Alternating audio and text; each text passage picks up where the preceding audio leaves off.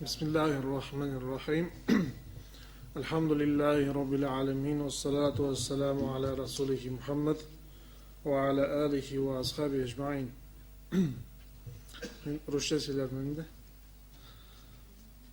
Семья в исламе занимает важное место.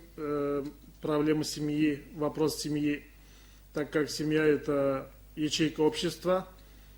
А моя тема касается разводов, то, что разрушает семьи, а тем самым разрушая общество, являясь ячейкой общества, разрушает общество само. И хочется озвучить мнение ученых исламских на эту проблему и показать с исламской точки зрения развод, как он происходит, его некоторые причины и точку зрения ислама на эту проблему. Институт семьи чрезвычайно важен в религии ислам. Ведь только в полноценной семье мусульманин может получить достойное воспитание, которое станет основой для его духовного развития на протяжении всей жизни. Только посредством института семьи обеспечивается преемственность поколений и донесение исламских ценностей до будущих, еще не родившихся мусульман. Поэтому в исламе всячески поощряется брак и порицается все, что его разрушает. Супруги должны жить в мире и следовать общим нуждам и счастью. Если возникает проблема, то родителям супругов следует предложить свою помощь и пояснить ситуацию. Другие члены семьи также могут помочь паре прекратить мучения и снова жить в мире. Для сохранения счастливой семьи супругам нужно осознать свои обязанности, прежде чем заявлять о своих правах. Они должны выполнять свои обязанности, и тогда они получат награду и благословение Аллаха. Шариат завещает мусульманам решать любые конфликты полюбовно, то есть посредством увещевания и наставления. Если не помогает, то следует временно прекратить общение и избегать жену на супружеском ложе с целью ее исправления, как говорится в Коране. Далее можно прибегнуть к символическим ударам или к помощи третейских судей из числа родственников мужа и жены, если сами супруги не в состоянии уладить возникший конфликт. В соответствии с шариатом развод по-арабски талак считается законным из-за необходимости учитывать реальную действительность, а также во избежание затруднений. Это подтверждает Коран, Сунна, то есть традиция пророка Мухаммада, саллаллаху алейхи вассалям, также согласно мнению мусульманских ученых, и также подтверждает это разум. Смысл предписания развода очевиден. Это разрешение конфликта, возникшего между супругами, уладить которые оказались не в состоянии ни сами они, ни посредники. Развод в исламе является дозволенным, но нежелательным действием, так как он считается самым нелюбимым для Аллаха из того, что он разрешил. На его дозволенность указывает аят Корана. Когда вы даете женам развод, то разводитесь в течение установленного срока, то есть идда по-арабски. От сподвижника пророка Ибн Умара передается, что посланник Аллаха, да благословит его Аллах и приветствует, сказал: самым нелюбимым, вызывающим гнев дозволенным действием для Аллаха является развод, талак. По мнению ханафитских и ханбалитских ученых, развод является нежелательным, так как это неблагодарность по отношению к такому благу, как супружество. На это указывают слова пророка, саллаллаху алейхи вассалям: Аллах проклял каждого часто женящегося и часто разводящегося, а развод был разрешен в случаях необходимости, дозволенных шариатом. Брак в исламе занимает немаловажное положение, и не может быть так, чтобы развод без причины был дозволенным поступком.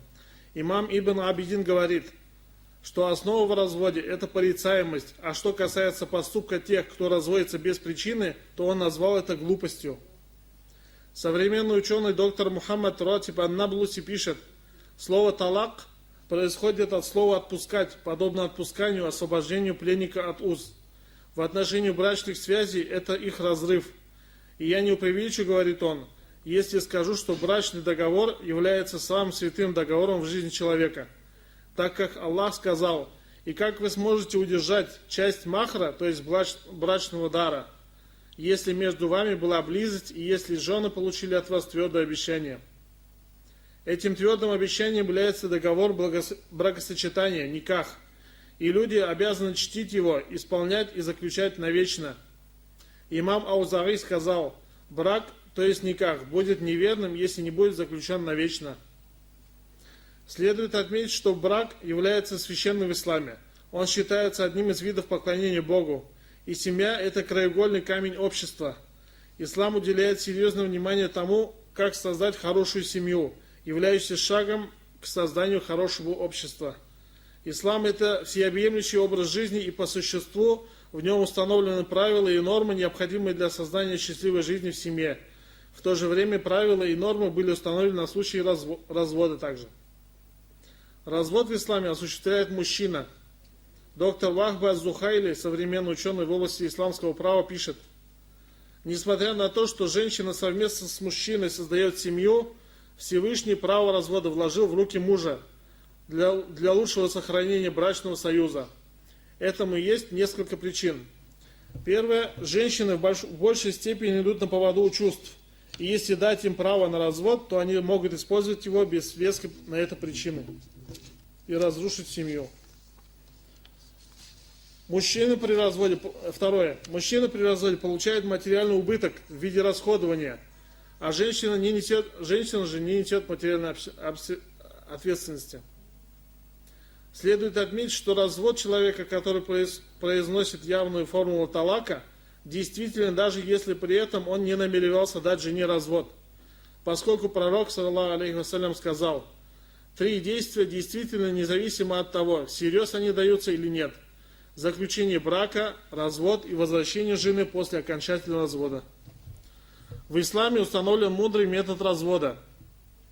Весьма похвальный развод, талак ахсан, дается мужем посредством произнесения одной формулы развода в течение 1 тухра. Тухр – это промежуток времени между 2 месячными очищениями, а также или периода чистоты, в продолжении которого он не имел с женой супружеской близости, после чего он предоставляет ей соблюдение предписанного срока испытания – идды. Если поразмыслить, можно понять величайшую мудрость, сокрытую в такой форме талака. Большинство разводов происходит на то время, когда между супругами разгорается ссора, и в порыве гнева муж бросается ненужными словами. Если бы он подождал до того времени, когда лучше давать развод, то в большинстве случаев он вряд ли развелся бы со своей женой, потому что его гнев мог бы прекратиться, и он мог бы с ней помириться. Если муж все же твердо решил развестись, то он дожидается промежутка времени между 2 месячными очищениями у жены, в котором у них не было полового акта, и произносит формулу развода 1 раз. Однако жена таким образом полностью не освобождается от уз брака. С этого момента у нее начинается срок идды. Это 3 периода менструального очищения для женщин с менструальным циклом и 3 месяца для тех, у которых он прекратился. Мудрость установления срока ожидания для женщины после развода заключается в том, что в течение этого срока муж имеет право вернуть жену, передумав разводиться. В случае невозвратного развода этот срок показывает, не беременна ли разведенная. Если оказывается, что она беременна, то срок ожидания продлевается до рождения ребенка и устанавливается факт отцовства со стороны давшего развод мужа. Также следует отметить, что муж обязан содержать свою разведенную жену в течение установленного срока. Возвращение жены мужем, давшим возвратный развод, называется руджа. И он говорит своей разведенной жене: я тебя возвращаю. И она вновь становится его полноценной супругой. Однако у мужчины в этом случае остается только 2 попытки развода, для развода, так как 1 попытку он уже использовал. Если вдуматься, то можно увидеть мудрость такого метода. Если обида и гнев мужчины не прошли в течение того времени, пока он ждал момента отсутствия месячных у жены, то после первого талака ему предоставляется время в течение 3 месяцев, чтобы обдумать и взвесить свое решение. Это приличный срок, и его достаточно, чтобы забыть все, что случилось между супругами, и вернуться к нормальной жизни. Если в течение срока идды этого срока муж не вернет свою супругу, то их брак прекращается. Она становится свободной женщиной и может выйти замуж за другого мужчину. В случае, когда муж произнес формулу развода 1 или 2 раза, они могут пожениться вновь. В случае же, когда муж произнес формулу развода 3 раза, они могут пожениться вновь только после того, как эта женщина выйдет замуж за другого мужчину, и он разведется с ней. Этого не хочет ни один нормальный человек. Неразумно закрывать для себя все пути возвращения жены и давать сразу 3 развода.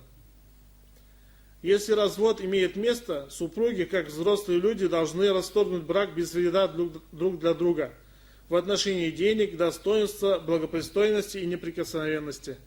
Если они хотят расстаться, то должны это сделать как можно проще. Если супруги имеют детей, то им следует найти самый легкий способ для них продолжать жить в мире, гармонии и счастье, а не превращать их в несчастных и социально опасных личностей. Поэтому самое лучшее это вообще не разводиться и оставаться вместе, разрешая конфликты и устраняя разногласия. Супруги должны не только брать, но и давать. Им нужно приспосабливаться и привыкать к потребностям друг друга. Тогда Всевышний поможет им и наградит их за добрые друг к другу отношения. Вот. А что касается клубов знакомств или сайтов, наверное, скорее всего, да, интернет-сайтов знакомств,